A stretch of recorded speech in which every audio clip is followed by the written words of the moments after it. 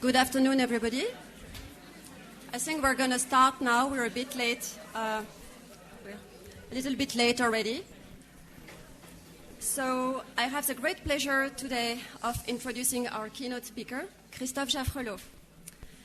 In fact, Christophe hardly needs any introduction, because among his many achievements is the fact that he is one of the best-known French social scientists working on South Asia today.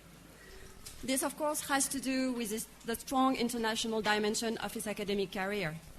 In France, Christophe is attached to the série in Sciences Po, and he's associated to our own Centre d'études de l'Inde et de l'Asie du Sud, Center for South Asian Studies. Indeed, he has coordinated many seminars, research programs, and publications with us. And abroad, Christophe has been teaching in some of the best universities in the UK, the US, and Canada. His academic fame also has to do with the fact that he is a prolific author who has to date written 9 books and edited or co-edited another 21 volumes. An author who can write for his fellow specialists as well as for a larger audience, and who is truly a scholar of South Asia, as a specialist of India, but also now of Pakistan. But the most important reason why Christophe needs no introduction, I think, is that he is the author of several books that have immediately become reference works for all of us who are interested in South Asia politics in general and in Indian democracy in particular. I will just mention 3 of them: The Hindu Nationalist Movement and Indian Politics, 1925 to the 1990s, India's Silent Revolution, The Rise of the Lower Castes in North India, and Religion, Caste, and Politics in India. These 3, because these have been landmarks in my own understanding of contemporary India.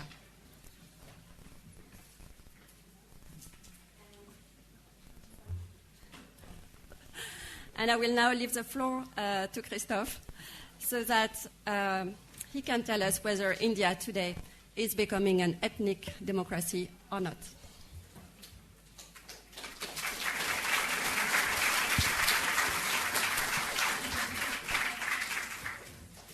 Thank you, Stephanie, and thank you, Ines, for inviting me to give this keynote address. I have prepared a presentation that is supposed to interest every social scientist interested in South Asia. I have really tried not to be too much of a political scientist. But this is my discipline, and I'd like to begin with some references to what the political scientists are working on these days, interested in today. And those who admit that liberal democracy is not the only game in town are striving to qualify these democratic regimes that do not abide by the principles of the genre. These hybrid democracies are tagged with epithets such as illiberal or even authoritarian, and India is not immune to this trend. Under Narendra Modi, the world's largest democracy has taken on the features of a certain authoritarianism, talked by national populism. I'm going to explore another dimension of the Indian democratic regression, and that is majoritarianism. And there, the framework, the theoretical framework that proves most useful is that of ethnic democracy. As many of you know, Catherine Adeny mentioned that in the panel I was part of, this notion of an ethnic democracy, this very theory of the ethnicization of democracy, has been introduced in political science by Sammy Smooha, who explains that this brand of democracy is primarily the product of ethnic nationalism, the ideology of a majoritarian group based on racial, linguistic, religious, or any other cultural characteristic. That implies a strong sense of belonging and often of superiority. This identity goes along with rejection of the minorities, generally perceived as threats to the survival of the ethnic nation. For Sammy Smooha, who is based in Israel, who was a professor at Haifa University, Israel precisely is the archetype of the ethnic democracy. And I'd like to refer to his own model because I think it tells us something about the India of today. In his model, an ethnic democracy like Israel implies two-tiered citizenship. The majority enjoying more rights than the minorities, both de jure and de facto. And I insist on this very important characterization, and I'll return to it. In Israel, Jews have more rights because the state officially recognizes their religion. And I'm sure you noticed that last week it went one step further in this very direction. But Jewish dominance at the expense of Muslims or Arabs is also exercised de facto. And I'd like to emphasize this again. Smooha says most of the discrimination is rather covert. The extensive use of military service as a criterion for the allocation of benefits is very striking, because most Jews serve in the army, whereas most Arabs do not. Unfair allocation of funds and provision of unequal services by governmental offices are quite common, and so on and so forth. So this idea that you have the de jure distinction, the state is the state of the Jews, but you have also the de facto discrimination. And this was acknowledged by the Orr Commission, named after Theodore Orr, the former Supreme Court Justice, who presided it. It was appointed in October 2000 after the repression of the police claimed the life of 13 Arab and Palestinians. The Commission said, I quote, Israeli democracy is not democratic towards the Arabs to the same extent that it is democratic towards the Jews. Some are more equals than others. We are back to the Orwellian world that we know so well these days. I have insisted on this because I do think that the trajectory of India under Narendra Modi has moved towards this model while exhibiting a specific variant of it. The main difference lies in the fact that there is no major legal reform. That may happen. But for the moment, the constitution is the same. It is supposed to refer to secularism as one of its key principles. So the de jure aspect of ethnic democracy is not there, but I'm going to present the de facto dimension of this trajectory towards ethnic democracy. And I will do it in two parts. The first one looking at the formal dimensions, the vanishing of the Muslims from sites of power, from institutions. And the second part will be focusing on the impact of vigilantism, not as something implemented by mobs. And I know that panels took place on this, so I'm looking forward to the conversation we'll have in the Q&A, because we may disagree on that. Mobs are not the primary actors. Vigilante groups, very well organized vigilante groups, are responsible for that. That's the second part of my presentation. So first of all, the institutional occultation of the order, the vanishing of the Muslims from main institutions of India.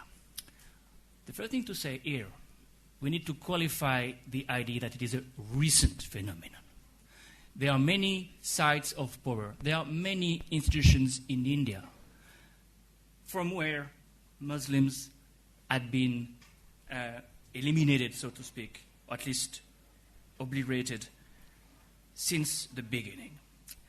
I've just compiled, with the help of Shweta Buttada, one of my students at Sciences Po, a data set showing that if you look at the sociology of the police, and if you focus on the IPS officers, the elite groups, you realize that Muslim had never been more than 5% of the policemen. And this arcs back to the 50s. It's not a new development. And this, of course, has to be disaggregated. If you remove from the totals the percentage of policemen from Jammu and Kashmir, the situation is even worse because, of course, in Jammu and Kashmir you have Muslim policemen. So if you remove Jammu and Kashmir, you end up with, today, 2.5% of the IPS officers who are Muslim.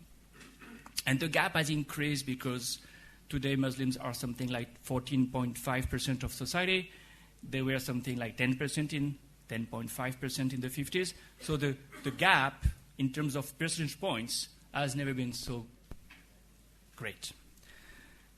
Why is it important? It is important because if you do not have people from your community in the police station, or if the Javans do not report to people of their community or from the community of the plaintiffs in the police station, it's much more difficult for the minorities to relate to the state confidently. And I'd like to refer here to a very recent report that has been studied, under-publicized at least, the Status of Policing in India report that the CSDS and an NGO called Common Cause have just released. It says that 64% of Muslims are highly or somewhat fearful of the police. It is the highest percentage. No community fears the police as much as the Muslims. And when you try to understand why, the main reason is that police often implicates Muslims under false terrorism charges.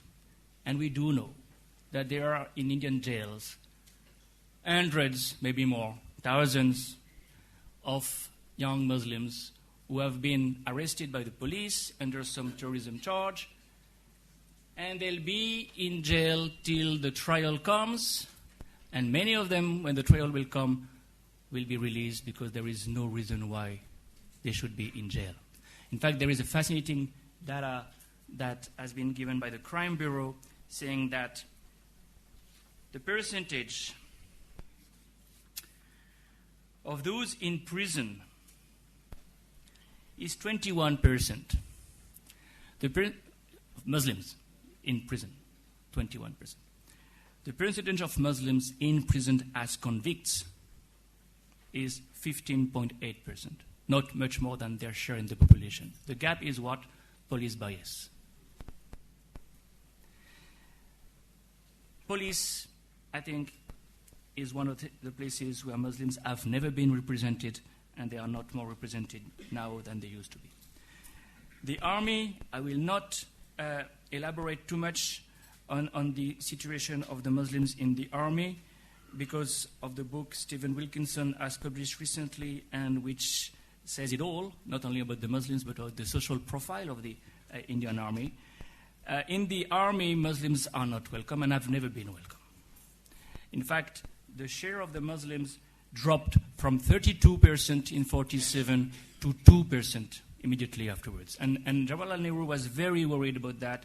He said in 53, in our defense services, there are hardly any Muslims left. What concerns me most is that there is no effort being made to improve the situation, which is likely to grow worse unless checked. And it is what has happened. Stephen shows in his book that today there is something like 1% of the higher-ranking officers of the army who are Muslims. And in the 80s, George Fernandez, who was to become defense minister, declared himself the Muslim is not wanted in the armed forces because he is always suspect. Whether we want to admit it or not, most Indians consider Muslims a fifth column from Pakistan. Third, what about the IAS? What about the administrative service? Well, the story is very similar to the story of the IPS, in fact. In fact, it's even more surprising. The graph we have done, we have compiled the data from 78 till 2016 with my colleagues of the Trivedi Center for Political Data at Ashoka University and Gilles Vernier's in particular. It shows that there have never been more than 5% of Muslims joining the IAS since the 70s. And in many years, in several years, you can see it, zero Muslim made it. Just zero. Why is it counterintuitive? The trend is rather better now than it used to be. But minimally, we have reached something like 3.5% of Muslims who made it in the IAS. So one more site of power where Muslims are completely underrepresented. So then you could conclude that, well, in fact, India has always been an ethnic democracy. In many ways, you can argue, like Kuralpal Singh did, that there was no place for minorities right from the beginning. Except that there was one institution, there was one site of power where Muslims were represented. And that was the parliament. That was not only the parliament, but also the assemblies of the states, the state assemblies, the Vidhan Sabhas. And that has changed. If you look at this table, only the last column, you realize that Muslims were 9% of the MPs of the Lok Sabha in 1980, when it peaked, and it has almost constantly declined. There is somewhat like a linear trend towards less and less Muslims in parliament, and we have reached the nadir in 2014, when only 20 Muslims were elected in the Lok Sabha, making the percentage 3.7% of Muslims. Never before you had so few Muslims in the parliament. Why? Because BJP won, and BJP made a point not to nominate candidates, Muslim candidates. In 2014, only 7 Muslims were nominated by the BJP, and none of them were elected. For the first time in the history of India, there was no Muslim MP in the group of the winning party. First time in the history of India. And they had a tough time finding ministers. They had to go to the Rajya Sabha to get a couple of ministers, only 2. Same. Never before you had so few ministers, Muslim ministers, in the Indian Union cabinet. There is a reason for that. BJP doesn't want to be accountable to Muslim voters. And the best way not to have anything to tell the Muslim voters is to have no Muslim candidate. There was a very interesting elaboration on this point by a UP leader of the BJP that says everyone was wooing the Muslims. You know, this idea that Muslims are a vote bank and Congress is running after this vote bank. We told the Hindus, they will unite. We will always remain divided. Trump in the US showed that it is not blacks and Hispanics and Muslims who will decide who becomes US president. It is whites. Here too, it is not Muslims who will decide who rules UP. It is all other Hindus. They want to defeat us. We want to defeat them. And their parties, it is a battle. It's a very revealing convergence.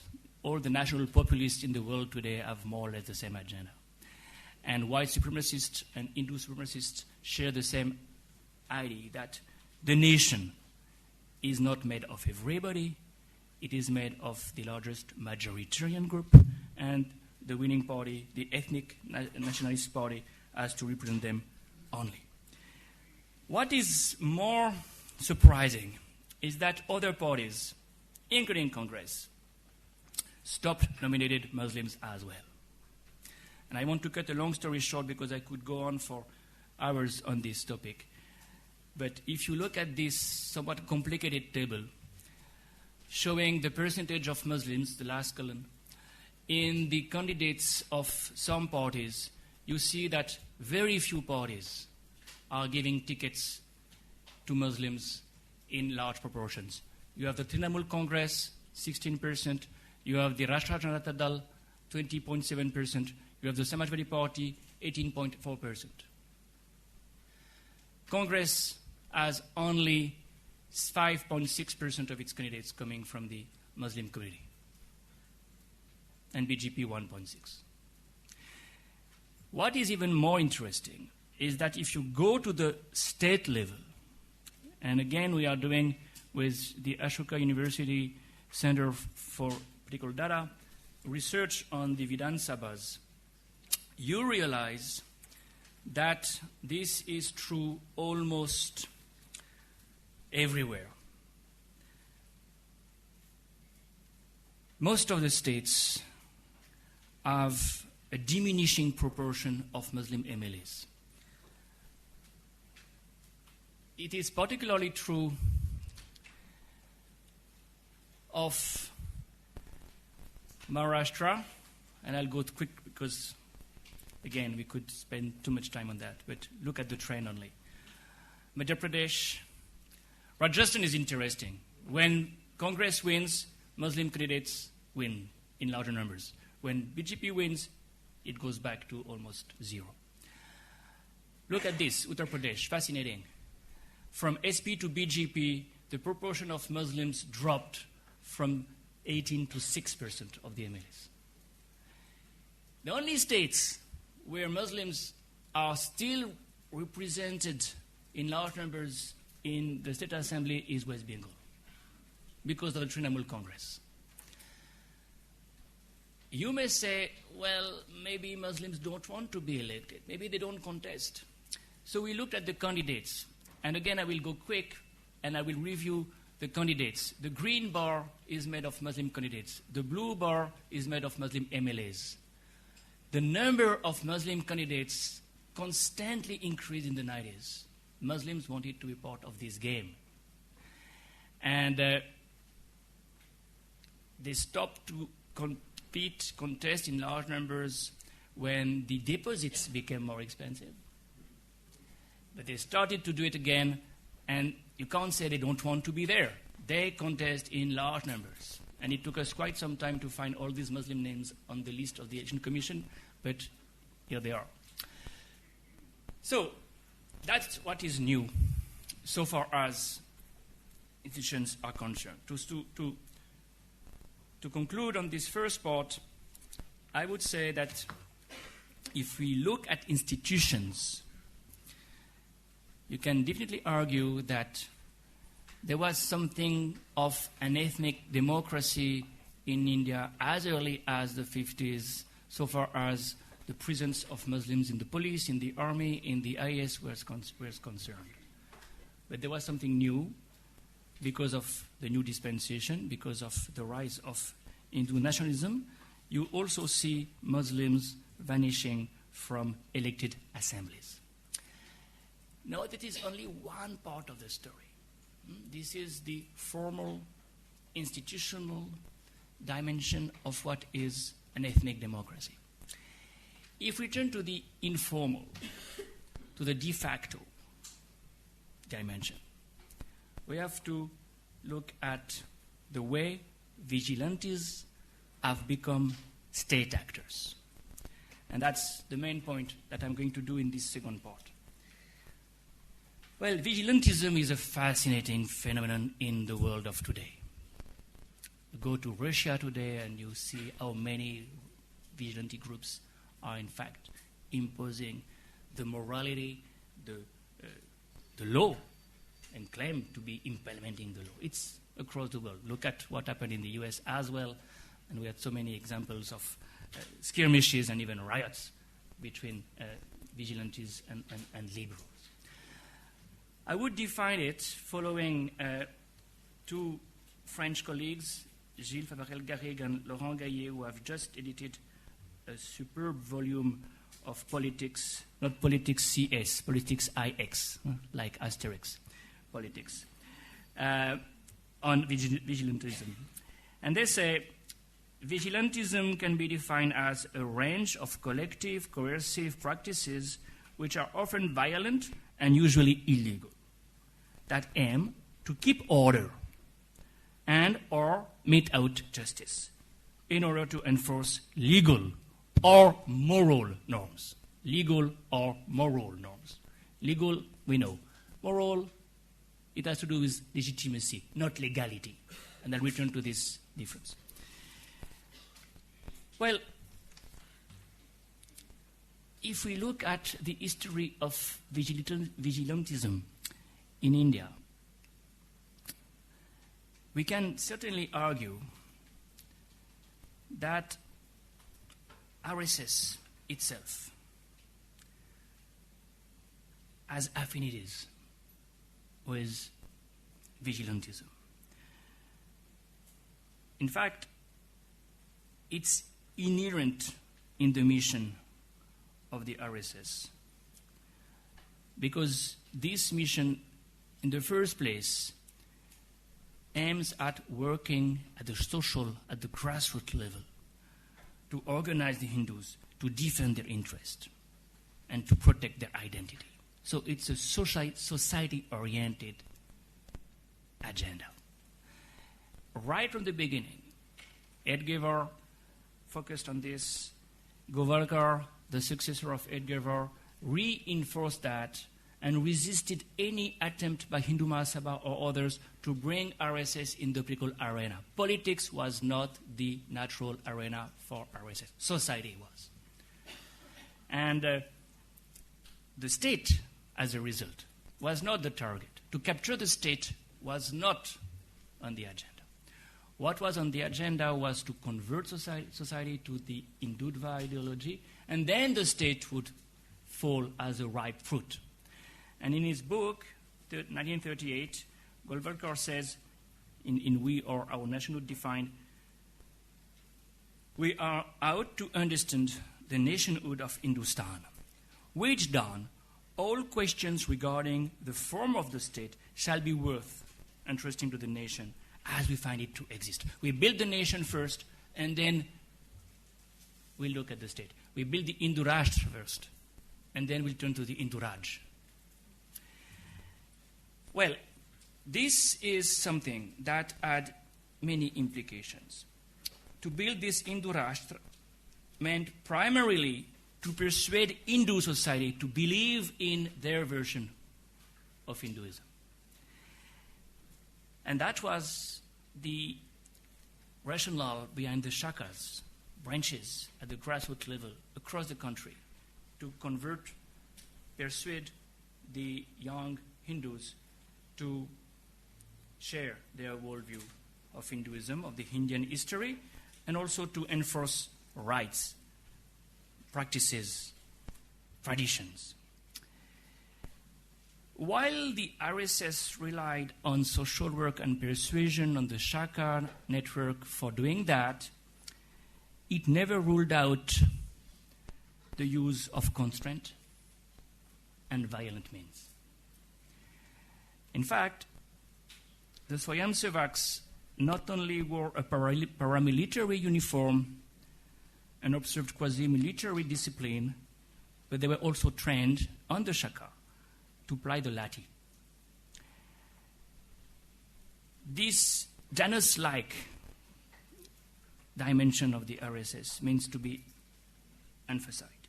On the one hand, it's social work. On the other hand, it can be disciplinary and paramilitary. It had to defend Hindus against other groups, including Muslims, against other Hindus, including pro-Muslim Hindus. This aspect, or this Janus-like identity of RSS, became very clear during partition, at a time of crisis. And there is a fascinating speech by Golwalkar that you can find in the Nehru Memorial Library and record. At least you could find it. I hope you still find it.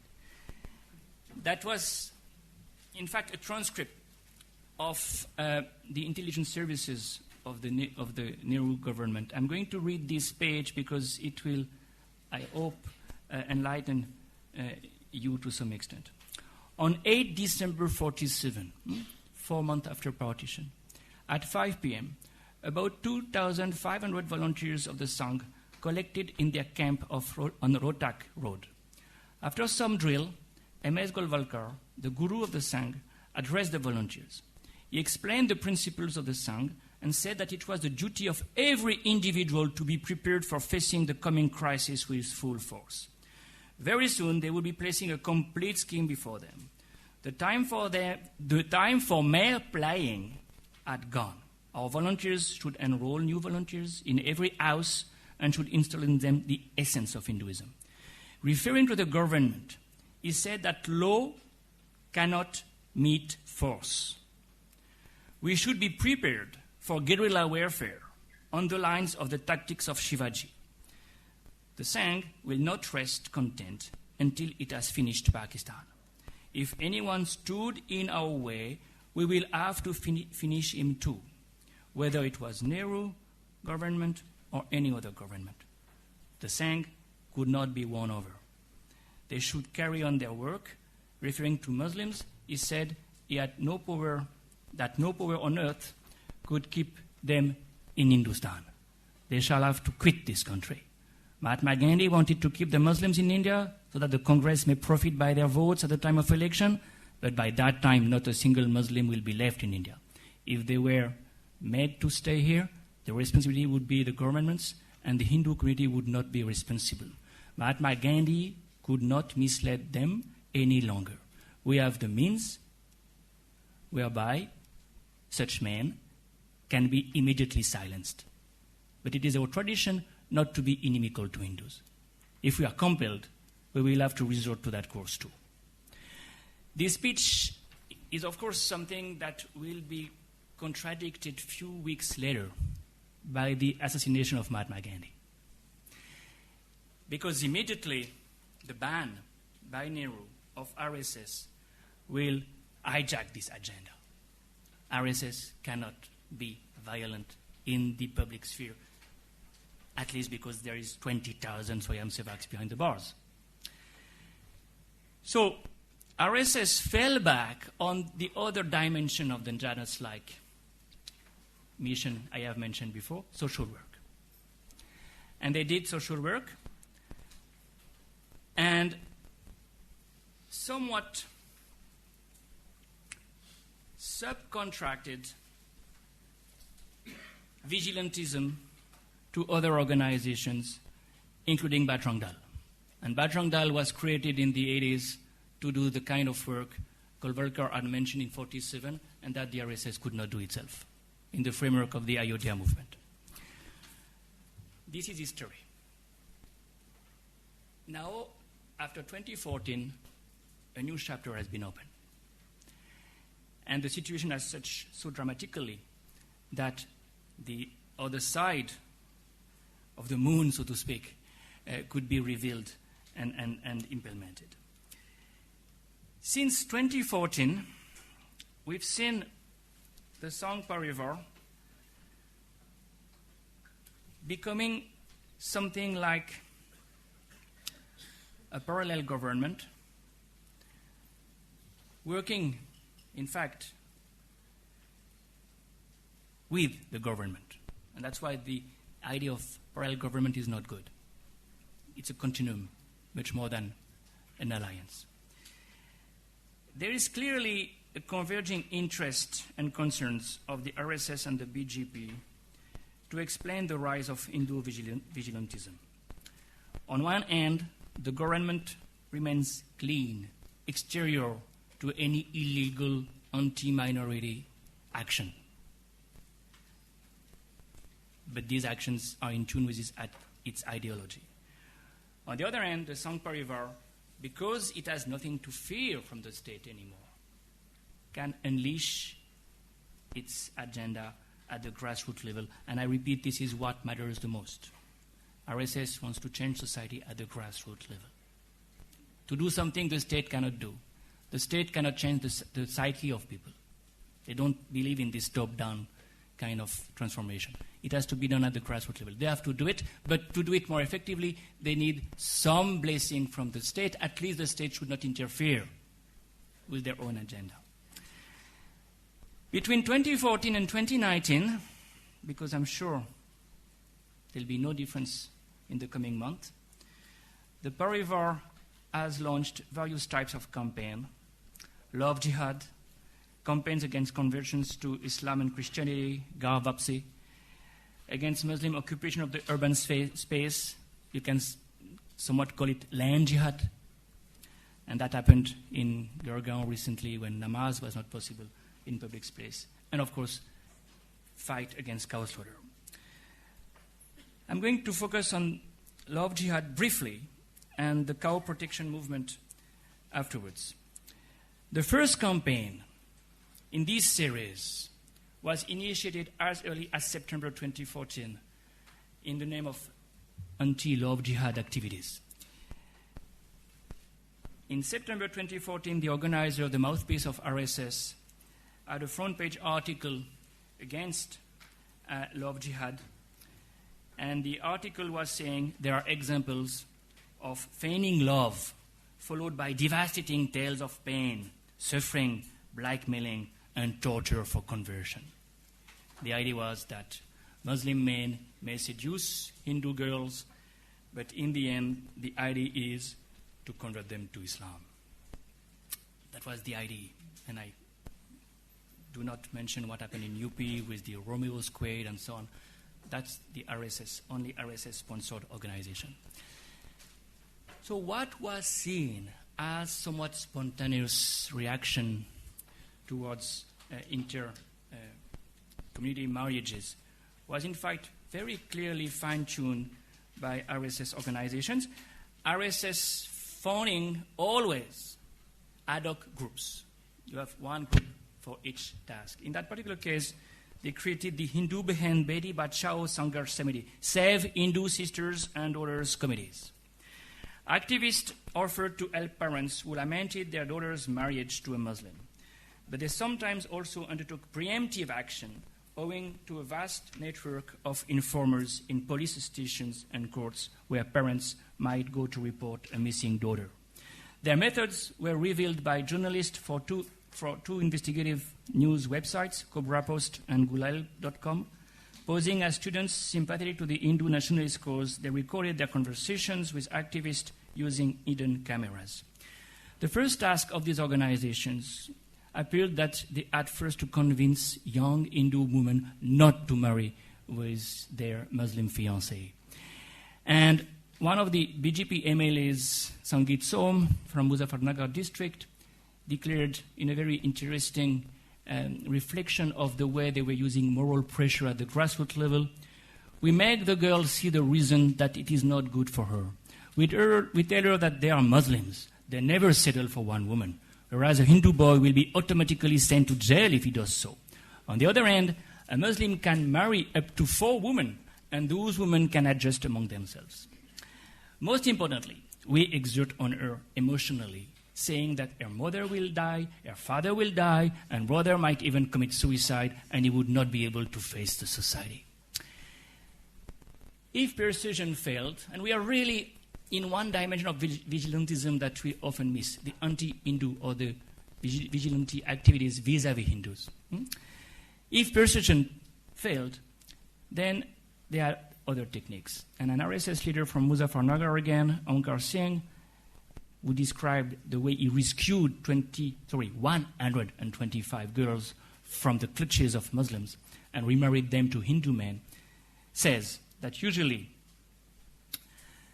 they file fake cases, rape and kidnapping cases against the Muslim boy, and then rescue the girl and marry her to a Hindu boy. We don't let the girl appear in court for days if she doesn't want to give a testimony that she has been kidnapped and raped. We say that the girl is not listening. The police say it's all right. We will see her tomorrow. If she isn't listening even tomorrow, they say it's all right. They help us a lot. They send her mother to us to talk. We are not allowed to do that. They help us a lot. Judges help us, so does the SSP, Senior Superintendent of Police. The judge gives the girl to us in his judgment. He hands her over to her parents. Once she's under her parents' control, we can get her married in 3 days. This is at least the way they see their vigilante activities. I now turn to the most important case. That is the vigilante activities vis-à-vis cow protection. And that will be my last but longest point. Well, you know the story by heart because you read newspapers. And you know that between 2015 and 2017, even 2018 now, we have seen in North and Western India a series of lynchings of Muslims, which followed almost an identical scenario. The Muslims are accused of cattle smuggling, of consuming beef. They are attacked, and in dozens of cases, died of their wounds. The first murder was, of course, the murder of Muhammad Akhlaq in September 2015 in Dadri, not far from Noida. That day, a group of young Hindus gathered near Akhlaq's house at 10 p.m. Among them was the son of the local BJP leader and his cousin. The mob talked the temple priest into announcing over the loudspeaker that Akhlaq ate beef. They stormed his house and exhibited meat taken from his refrigerator, claiming it was beef. Akhlaq was savagely beaten and later died of his injuries in hospital in Noida. The lynching of Pelu Khan is sadly even more typical, and that's the only case I would refer to in detail, the only other one, because Khan was a breeder specialized in dairy cows, and he was on his way home to Haryana after being purchased cattle in Rajasthan when his truck was intercepted on National Highway 8. Some 50 Hindu youth forcibly searched it, accused him of taking his animal to slaughter. He was beaten severely, as were his sons. He died shortly thereafter, but not before giving the police the name of his assailants when they arrived on the scene. But the police never troubled the suspects. There were many other similar cases in not only Haryana, Rajasthan, but also Jharkhand. Such a banalization of evil, if you want to paraphrase Hannah Arendt, has, of course, something to do with the same process, dehumanization. And the dehumanization of the Muslim could be a separate lecture altogether. But this is the precondition. This is what makes this possible. And I don't give details, but the way these people are lynched is itself telling us something about the mindset of the assailants. What is important here is that if you look at press reports, if you look at hashtags, mob lynchings, it is always attributed, these lynchings are always attributed to mobs, as if it was a spontaneous action. When in fact, when you look at it in detail, it is orchestrated by rather well-organized groups, which most of them have ramification with the RSS. The most visible Hindu organization in this domain is the Gauraksha Dal. The Gauraksha Dal has its headquarters in Haryana. Haryana is a stronghold. You find it also in Punjab, you find it also in West UP, you find it in many different organizations. Gauraksha Dal is a very interesting organization simply because it is emulating, if you remember, the iconography of Indian Mujahideen It is emulating the iconography of the Islamic terrorists. Same weapons and same technique in some ways. It's a group that is known again because of investigative journalists, including Ishan Marvel, who wrote a terrific story, terrific because it went very deep in this movement, in the caravan. He managed to be accepted into a GRD group in Haryana patrolling the highway between Chandigarh and Delhi. These people were displaying the same kind of iconography, but were also using not so much AK-47, but hockey bats, the way others do in other countries. These people searched trucks likely to be transporting cows and beat up the drivers when they were Muslims. Hindus were merely reprimanded. What is interesting here is that the GRD worked in collaboration, in coordination with the police. And one of the policemen explained to Marvel, we put up checkpoints and wait. The GRD vigilantes, he calls them volunteers, keep driving around and call us when they find something. See, we have 100 other things to think of besides cows. These guys do the job. It's good, right? Prashasan bhi purasa de raha hai baab. Now the administration is also supporting them fully. So if the government of Haryana is supporting them, why should the police object to what they are doing? On the contrary, we should work together. Divide the labor division.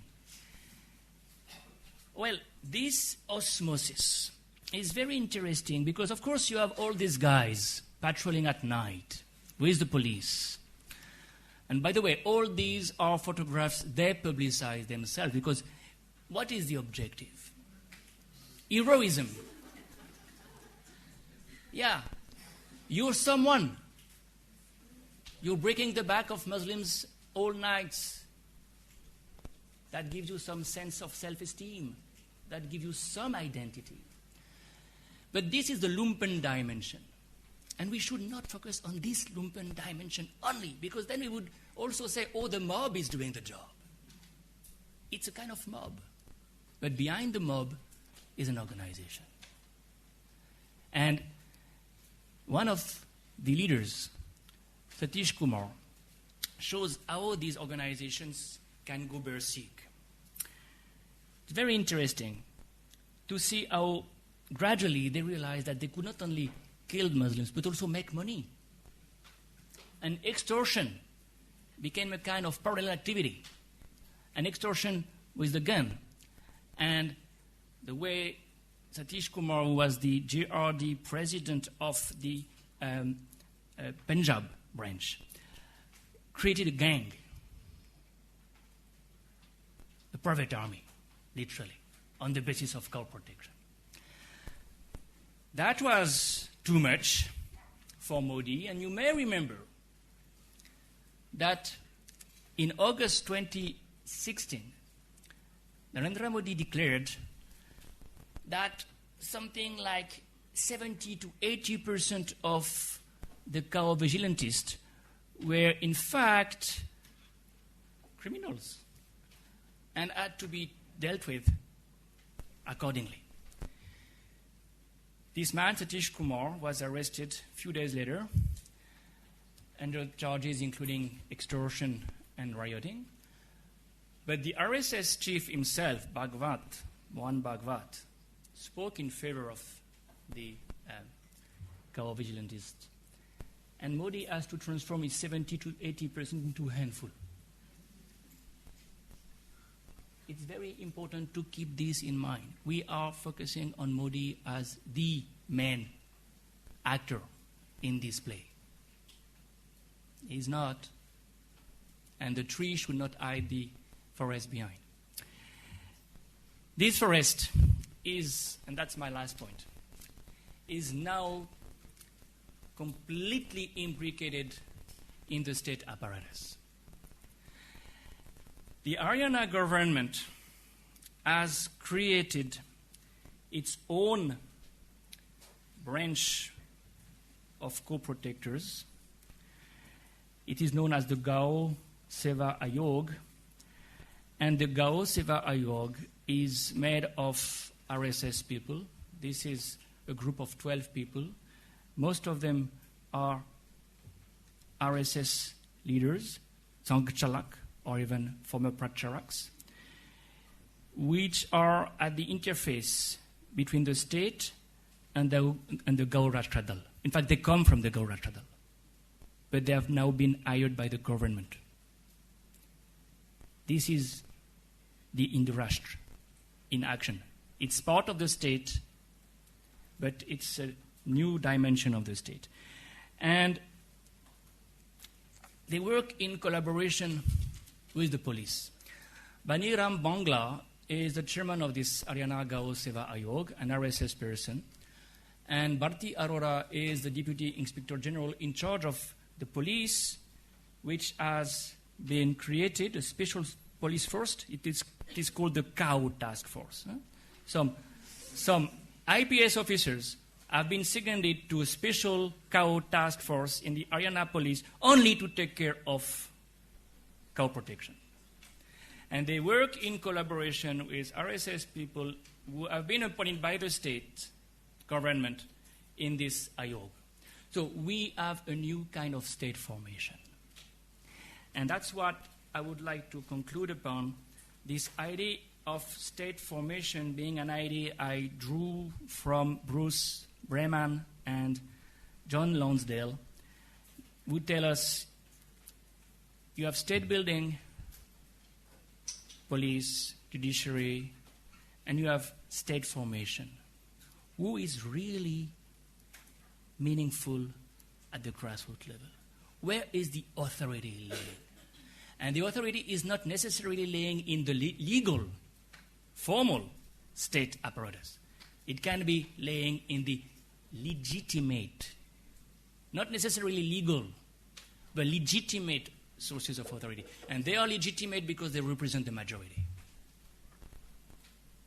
And the majority has to prevail. This is a democratic rule. Democracy, after all, is the rule of majority. And I will end up with referring again to Sammy Smooha. In an ethnic democracy, the majority is for democracy. They are fully behind the democratic philosophy. The majority has to rule. What is interesting, and I will end with citing Sammy Smooha, is that, of course, it has many implications. Smooha concludes, the Israeli case demonstrates the viability of an ethnic democracy as a distinct type of democracy in deeply divided societies. As a mode of conflict resolution, it is superior to genocide, ethnic cleansing, involuntary population transfer, and systems of non-democratic domination.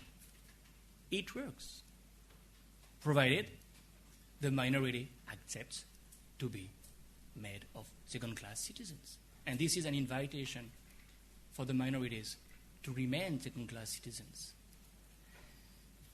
The future will tell us how far this is the trajectory India is embarking upon.